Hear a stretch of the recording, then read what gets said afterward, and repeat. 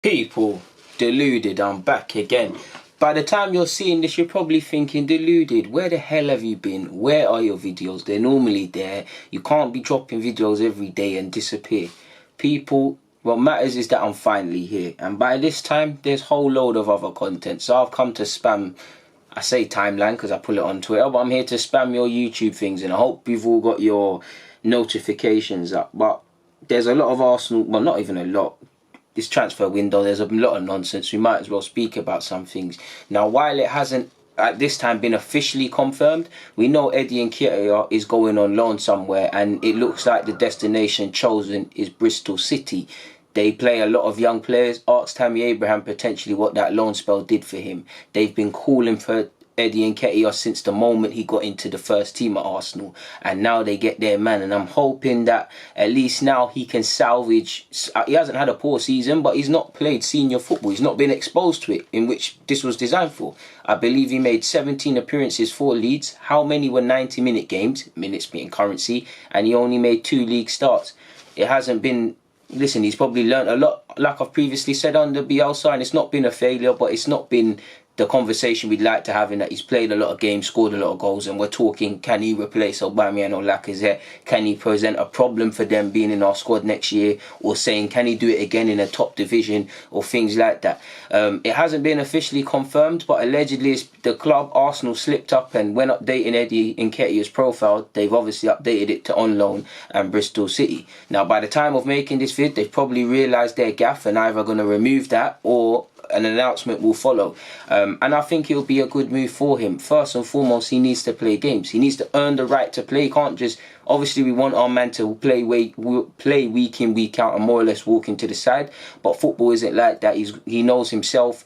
Yeah, he's a young player, and the fans will be excited, but at the end of the day, they're not going to look at him as a young player developing. They need results. Can he deliver? We hear your goal scoring. He showed when he could that he could score goals for Leeds. Can you deliver now? That's all they want to hear. And that's what he needs to relish. He needs to relish battling fellow strikers for a first team spot, trying to be consistent, playing 2-3 games in a week and things like that, trying to score goals, really playing against tough centre halves where you have to be 10 times smarter, because football is a thinker's game. Yes, there's dribbling and all these things, but somewhere along the line, even the most technical players, the best footballers, are the ones that think the quickest upstairs. And as you get older as a footballer, it becomes more of a thinking game. Eddie, he's fairly decent pace. He might go against a centre half where he can't breeze past because he's as quick as him. Same way he might be, a testosterone filled brick, so he can weights him, so he can't outpace him, he can't strength him. He might have to, drop deep or play another sort of game. Think of other ways to counteract it,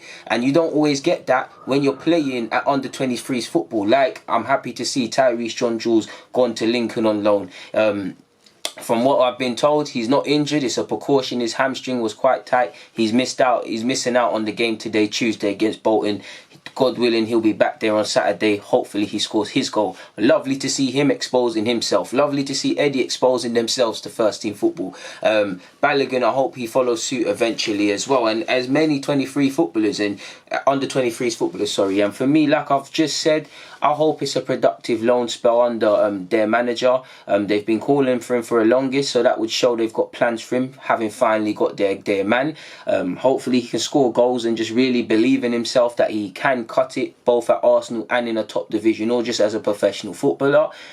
Just want to see him come back in August and he can look back with some happiness of the season that he's made some real development, which I'm sure he's improved as a player. But is he a dramatically more advanced player potentially than what we would have hoped for going on loan in August? Obviously not, because minutes are currency. He hasn't been exposed to prolonged minutes in men's senior game yet. Hopefully that happens for him, people. We're all rooting for Eddie Nketiah, and we're rooting for anyone that's gone out on loan. Our he's not young anymore, he's a big man really. Ilev, the young keeper, for want of better phrases, Macedonian international. He spent the first half of the season on loan in Slovakia, I believe. He's now went to Poland on loan. I cannot say the name of the team, people. Apologies, I have no way of saying that, and I mean no disrespect. but he's gone out on loan, and I know he's probably classed as homegrown, so that's probably why the club's made him sign a new deal in July or something. But you're probably thinking that's someone that needs to be moved on. Matt Macey's kept for loans, but for homegrown purposes, but he's never going to get a look in 23's football, other than 23's football, sorry. If he plays first team, okay, fair play, but if he was to be sold by Arsenal right now, for someone who's I swear Matt Macey's anything from 24 to 27, I actually don't know, but he's a big man. Would you take a chance on a keeper if you're a League One Championship side that's 24 years of age and hasn't really got senior experience? I know he's had loan spells and whatnot, but he didn't have the best of loan spells in his last spell. I'm not criticising Matt Macey, I just find it bewildering that a lot of clubs hold on to these guys, man. And don't get me wrong, he can't do better than Arsenal, and he's living the movie right now. I'm not going to hold that against him, man. He's doing his thing. Why is the internet not working when I'm trying to type in Matt Macey, people? I wanted to see how old he was. Safari's deciding it doesn't want to work, people, so I'll look at that after. But moving forward, away from all of that now, people, and something that we ain't mentioned. So good luck to Eddie and 11 their respective loan spells. Good luck to Mavropanos, who's also gone out on loan as well, people. Some words on Mesut Ozil. Mesut Ozil said on Arteta, he knows what to say to us, how to give us a positive attitude and how to make us be successful. I can see he's really hungry, but at the same time he's very down to earth. And that is a very good characteristic to make us be a successful team. Hopefully the players keep singing his praises and Arteta's able to keep singing their praises. We also been again linked with Mangala, Orel Mangala. He's previously been at Hamburg and he's now currently playing his trade. What am I talking about? At Stuttgart, where our former staff in Mislintat's there. He's a Belgian under-21 international. I've spoken about him before. I think he's got a lot of developing to do, especially in his positioning. But since the under-21s championship, it has improved. He is showing a bit more in the final third in terms of progressive play and being in the opposition's box. I still think there's some refining to do in relation to what his actual specific position will be moving forward. But I think he's fairly decent technically, and I think he's only going to get better, and he could be a decent signing. Admittedly, he'd be high on my list, but I would love us to go for Samora, who's allegedly said he's staying at Leo until the end of the season at least, or Zakaria. I think they'd probably be stronger options at this moment in time, but he'd be up there as well, and I'd be happy with either one. Because he's at Stuttgart, it might not be the greatest of fees required to take him from them. So who knows, people, in that regards, man. I wouldn't mind him, to be fair with you. Moving forward, I think at Gabi Obonglahor, which I don't know what relevance he has speaking about Arsenal, but he's actually said he thinks Arteta believes Torreira is a good player, but he thinks he's someone that Arteta could look to replace in the summer. It's very important to remember that I believe Torreira in the midfielder park has the most passes since he's been under Arteta. He's improving in the final third. Obviously, you want Torreira in the number 6 position specifically, and he's thriving there. And I personally, you look at, it's too early to really say if Arteta's improved these players, but so far in the 4 games, Maitland-Niles doesn't seem to have not that he doesn't have a problem defending, but he looks mentally more prepared and more confident defensively. And he's in between coaching and giving these players confidence, their errors or situations where you see the problems or the deficiencies that these players they've been reduced, sort of. So I do believe he's improved players, but only time will tell in a prolonged period. And who's to say, I'm going to say his words, but he's more or less said Torreira's not progressive enough. Now, you could make Torreira progressive. Torreira isn't going to be a Pirlo or a Xavi, but he definitely can produce in the final third. Not necessarily goals and assists, but he can definitely offer more and you can get more out of him. Similar to Kante is dramatically better on the ball than with the ball, in terms of if you look at him he's still a quality player and he was then, but look at him at Leicester and look at him at Chelsea, he's a slightly better player on the ball. So you can improve these players and get out. Obviously, I've previously said in an ideal world we'd sign a box-to-box midfielder who understands to defend but can progressively bring a ball forward as well and look to play a pass. If we can't get that, then we need 2 sorts of midfielders. I think we need someone that we can use with Torreira that's similar to Torreira, or to compete or to rotate with Torreira, because like you see, when Torreira's not about people, it's a bit mad for us, and the midfield kind of goes apart, and that's dangerous for any team that wants to be consistent. Players make the difference, but the engine should be able to keep ticking if one, component isn't there. Quality wise it might differ, but you get, if Liverpool swap out any of their players, probably with excluding Van Dijk, there won't be too much of a drop off people.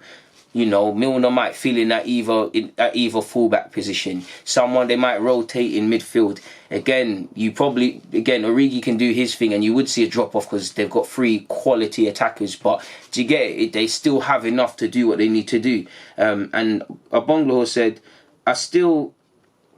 He said Morris said he believes he's a top player. He said he believes he's a top player, but he said, I still don't think he's the player who is going to take Arsenal to that next step. I think even Arteta will look at him and think he can do a job now, but maybe when the summer comes, he might be looking for someone with more legs, someone better. You can always improve the side, always bring competition. I would love someone 6 foot, icy free, composed in the midfield of the park, some real towering figure.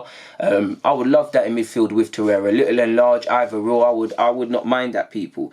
But in terms of Arteta using players for now, I think Torreira would be the last player you're looking at, because no disrespect to Socrates and Luiz, them sort of man are the man that Arteta must be looking at and thinking, my key thing is to get you lot improving slightly, get you lot more confident in defensive drills. But long term, moving forward, away from form, is Socrates or David Luiz good enough to be the main starter week in, week out, regardless of form and how much we might be fond of Luiz's character? Obviously not. There is other things. Maitland-Niles fullback might be his, but you could highlight that. Kolasinac, he's been in good form, and he's been one of the best players since Arteta's come in. He's relished it, but he might look at a second left back. You get it, chasing perfection like Pep and having 2 better options at fullback, Tierney and someone else. I'm probably reaching with that one, but you get it. There's a bunch of, again, Xhaka's playing quite well, and he spoke of he wanted Xhaka at City, and I'm not trying to beat Xhaka with any stick or scapegoat him, but certain people might think you could get a better midfielder than Xhaka or Guendouzi. Do you get it? There's other people around there, and he might think that with Torreira. But there's certain players I feel, if Aubameyang and Lacazette, regardless of Lacazette's form, Martinelli's clearly a bad boy. Pepe was bought for how much money? Nelson is favoured by Arteta. Excluding all the obvious young ones and stuff like that. Torreira would be there. I think he'd move forward with Chambers in some capacity, because he must have been looking at Arsenal and he earned a spot. I think Luiz has at least another season at Arsenal before he's phased out. I don't know anything, of course, but something leads me to believe that Socrates will be allowed to leave, because Socrates and Luiz, they'll have a year left to run on their contract. So between now and the summer, decision has to be made. Raul Sanya himself said that we're not going to allow players to run into the last years of their deals, and you'd have them 2, obviously Aubameyang's, and you'd have Lacazette's 18 months to go, Mesut Ozil there as well, Mustafi there as well. There's so many names, and there's probably some other names I am forgetting about, people. So we'll see, but I think Torreira's the last one for anything, if anything became of that.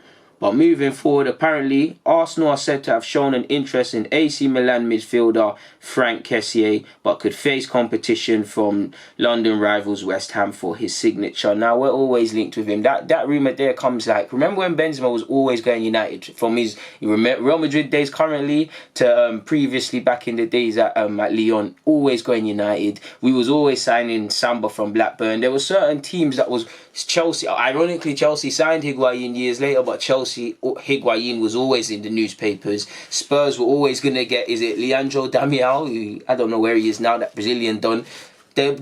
I just think that's one of them, the papers. Someone just needs to pay their bills and they got kids to feed. They just put that article out there. It might have legs to it and I'll hold my hands up. I'm just a football fan, but I think it's nonsense. Nothing to do with the player. He's decent. I wouldn't go for him.